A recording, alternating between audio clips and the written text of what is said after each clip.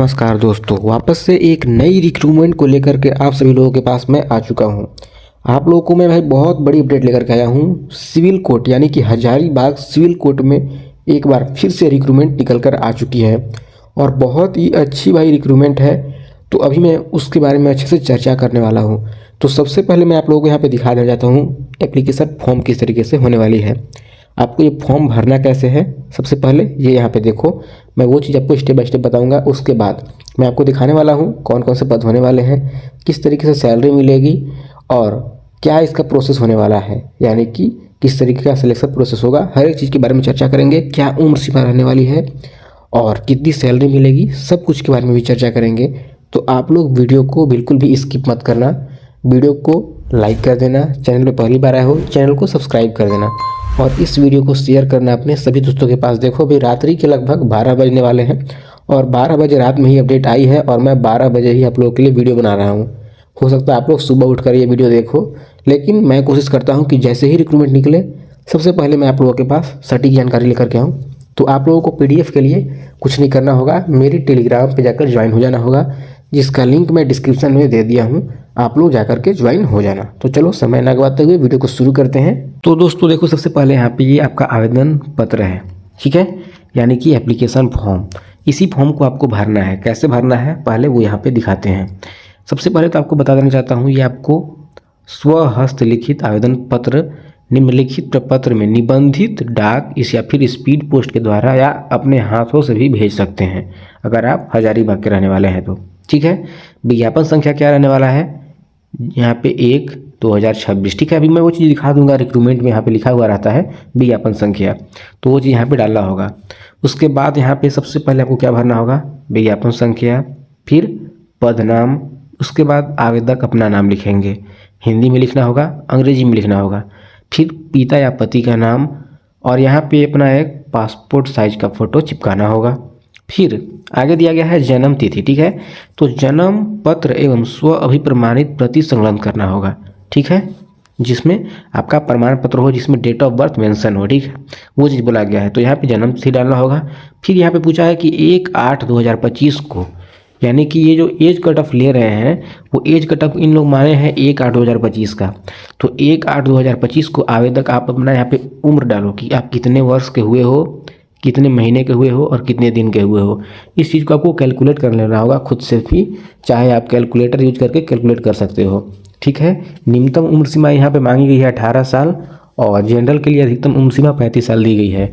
बाकी OBC के लिए आपका भाई 2-3 साल और बढ़ जाएगा। हाँ, तो इस तरीके से है, वो मैं आपको दिखा दूंगा रिक्रूटमेंट में। तो सबसे पहले फॉर्म के बारे में यहाँ पे दिखा देता हूँ कि फॉर्म कैसे भरना है, ठीक है। वो तो हो गया। चलो आगे 5 नंबर में यहाँ पे क्या है, अस्थायी पता, यानी कि पिन कोड के साथ आपको अस्थायी पता अपना भरना होगा। फिर पत्राचार का पता, जहाँ पे आपका एडमिट कार्ड आएगा, ठीक है, उसके पता, यानी कि आप जहाँ पे रह रहे हो वही पता, दोनों सेम ही हो तो दोनों डाल देगा, ठीक है, यहाँ पे सेम चीज़। फिर मोबाइल नंबर डालो, ईमेल ID, राष्ट्रीयता यानी कि हम भारतीय हैं। फिर बात करते हैं शैक्षणिक प्रमाण पत्र के बारे में, ठीक है। तो यहाँ पे देखो, ये जो शैक्षणिक आपका होने वाला है और व्यावसायिक योग्यताएं, तो इसमें आपको प्रमाण पत्र भी संलग्न करना होगा। जैसे आप यहाँ पे क्वालिफिकेशन भरे हो, टेंथ भरे हो, कौन से बोर्ड से, कौन सा स्कूल से, वो डाल दोगे। उत्तीर्ण होने का यहाँ पे वर्ष डालोगे, कौन से साल आप पास किए हो, कितने प्रतिशत आए थे, कौन सी श्रेणी से पास हुए हो, A कि B कि C, यानी कि first division, second division, third division, ठीक है, वो चीज़। फिर अगला है इंटर, फिर स्नातक, उसके बाद अन्य कोई योग्यताएं। ये चीज़ इसे मांगी गई है तो उस हिसाब से यहाँ पे भरना होगा और जो जो भरोगे उस सारे चीज़ों का डॉक्यूमेंट आपको अटैच करना होगा, ठीक है। कहाँ पे, उस लिफाफे के अंदर में। और सभी डॉक्यूमेंट में आपको क्या करना होगा, अपना सिग्नेचर करना होगा। बिल्कुल इंपॉर्टेंट चीज़ है, बिना सिग्नेचर किए हुए डॉक्यूमेंट दोगी तो वहाँ पे आपका मान्यता नहीं होगा, रिजेक्ट हो जाएगा फॉर्म, ठीक है। तो ये सारी चीज़ मैंने बता दिया। आगे देखो क्या है, अब आगे यहाँ पे पूछा गया है विशेष योग्यता, यदि कोई है, अगर आपके पास कोई है विशेष योग्यता, तो आप यहाँ पे उसका प्रमाण पत्र भी संलग्न करना होगा और यहाँ पे प्रमाण पत्र का नंबर डालना होगा, ठीक है।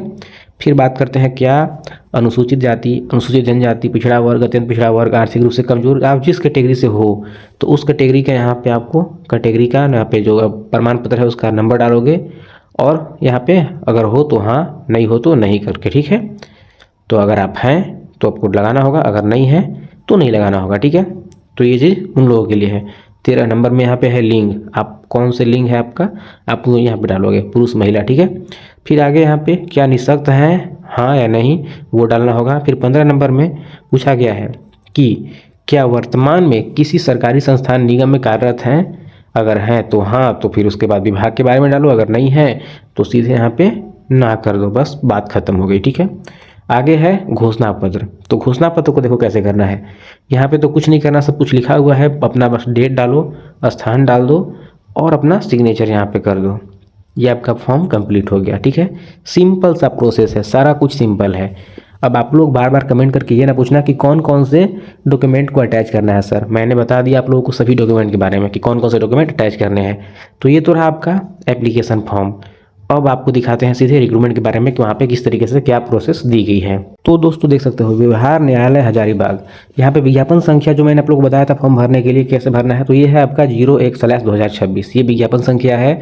और व्यवहार न्यायालय हजारीबाग में रिक्त पदों पर सीधी नियुक्ति हेतु योग उम्मीदवारों से विहित प्रपत्र में यहाँ पे आपको भाई स्वहस्त लिखित अपना भाई हाथ से लिखा हुआ आवेदन आमंत्रित किया जाएगा।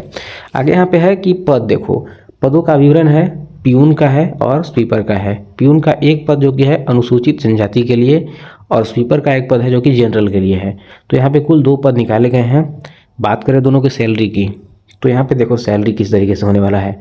सैलरी प्यून का और स्वीपर का दोनों का सेम सैलरी है। लेवल 1 का है, योग्यता मात्र मैट्रिक मांगा गया है और इसमें भी मात्र मैट्रिक मांगा गया है। स्वीपर में बोला गया है 2 वर्ष का अनुभव साथ में, ठीक है, ये चीज़ बोला गया है। भर्ती का प्रोसेस देखो, स्क्रीनिंग टेस्ट साक्षात्कार के आधार पर होगा और कौशल परीक्षा, ये चीज़ यहाँ पे बोला गया है। और ये जो होने वाला है आउटसोर्सिंग के आधार पर सीधी भर्ती होने वाली है, ठीक है। आगे क्या है वो देखते हैं। उम्मीदवार भारत का नागरिक होना चाहिए, यानी कि आप किसी भी जिले किसी भी राज्य से हो तो आप इस फॉर्म को भर सकते हो। मानसिक रूप से स्वस्थ होना चाहिए, नैतिक चरित्र अच्छा हो और किसी आपराधिक आचरण वाले किसी मामले में वांछित या सजा वाला नहीं आना चाहिए, ठीक है, यानी कि आपका कैरेक्टर भी अच्छा होना चाहिए, यही चीज़ बोला गया है। आगे बोला गया है अनुसूचित जाति अनुसूचित जनजाति से अगर आप हैं तो आपके पास झारखंड सरकार द्वारा मान्य प्राप्त निर्धारित जो आपका भाई सर्टिफिकेट होता है वो प्रमाण पत्र होना चाहिए, ठीक है, ये चीज़ यहाँ पे बोला गया है। बात करते हैं एज भाई, तो एज यहाँ पे मैंने आप लोगों को बता दिया था 1/8/2025 को आपका कम से कम 18 वर्ष होना चाहिए और अधिकतम 35 वर्ष समान वर्ग के लिए। फिर बात करते हैं अत्यंत पिछड़ा वर्ग के लिए, पिछड़ा वर्ग के लिए ओबीसी के लिए 37 वर्ष है और महिलाओं के लिए 38 वर्ष है, ठीक है। फिर तथा यहाँ पे दिया गया है कि अनुसूचित जाति अनुसूचित जनजाति के लिए जो पुरुष महिला है उन लोगों के लिए 40 वर्ष की उम्र सीमा यहाँ पे दी गई है, ठीक है। तो जो आपका भाई उम्मीदवार होंगे उन उम्मीदवारों की उम्र सीमा आरक्षण की सुविधा झारखंड राज्य द्वारा निर्धारित जो नियमावली है उसी के तहत आपको उम्र सीमा में छूट मिलेगी। बात करें आगे कि आपकी जो यहाँ पे फॉर्म भरने की आखिरी तिथि क्या होने वाली है, तो फॉर्म आपको यहाँ पे दिया गया है। देखो, उम्मीदवार अपना स्वहस्त लिखित आवेदन पत्र एवं प्रवेश पत्र देवनागरी लिपि में प्रधान जिला एवं सत्र न्यायाधीश हजारीबाग को संबोधित करते हुए विहित प्रारूप में लघु हस्ताक्षरी के कार्यालय में दिनांक 25 मार्च 2026 के अंदर तक स्वयं या निबंधित डाक स्पीड पोस्ट द्वारा कार्य दिवस को 10:30 बजे से शाम 5 बजे तक जमा कर सकते हैं। उपरोक्त तिथि के उपरांत आपको यहाँ पे स्वीकार नहीं किया जाएगा। तो लास्ट डेट है 25/3/2026। कौन से लोकेशन, यहाँ पे लोकेशन इन्होंने बता दी है। तो आप लोग अपना यहाँ पे देख लो किस चीज़ पर आपको स्पीड पोस्ट करना है। जो वहाँ के लोकल है वो लोग खुद से जाकर के सबमिट कर सकते हैं बाई हैंड, ठीक है। तो अब आपको भाई मैंने आप लोगों को लगभग सारी जानकारी दे दी है। जो बचा है अभी मैं वो भी आप लोगों को बता देना चाहता हूँ। तो आवेदक जो आवेदन पत्र के साथ 3 अपना पासपोर्ट साइज का फोटोग्राफ संलग्न करेंगे, जिसमें एक आवेदन पत्र पर और दूसरा प्रवेश पत्र पर सटा रहना चाहिए, ठीक है। तीसरा अतिरिक्त जो होगा वो स्व पता लिफाफा भाई जो रहेगा 25x11 सेंटीमीटर का, जिस पर 55 रुपये का डाक टिकट सटा हो, ठीक है। यहाँ पे डाक टिकट भी सटना है, वो भी 55 रुपये का डाक टिकट, ठीक है। वही चीज़ यहाँ पे सटना होगा, आवेदन पत्र के साथ संलग्न करना होगा, ठीक है।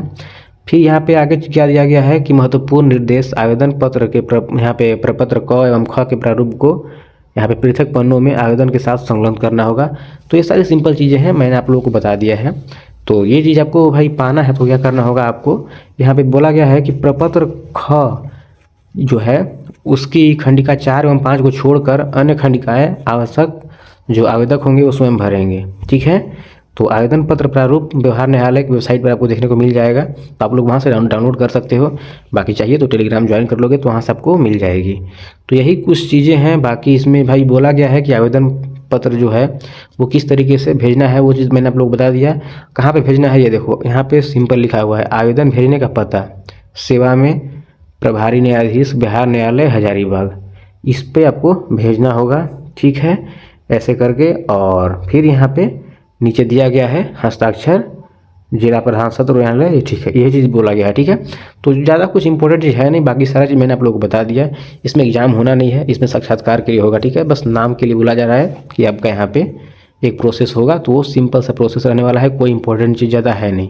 तो आपको डरना नहीं है, आप लोग बस क्या करो, चैनल पे पहली बार आओ सब्सक्राइब कर दो। और कोई कन्फ्यूजन होती है तो इंस्टाग्राम फेसबुक का लिंक दिया गया है डिस्क्रिप्शन में, वहाँ से आप मुझसे बात कर सकते हो, लेकिन फॉलो करोगे तो ही बात करना, अदरवाइज बात मत करना। ठीक है, तो चलो आते हैं एक और नई वीडियो के साथ, तब तक अपना ख्याल रखना। वीडियो को लाइक शेयर सब्सक्राइब कर दो।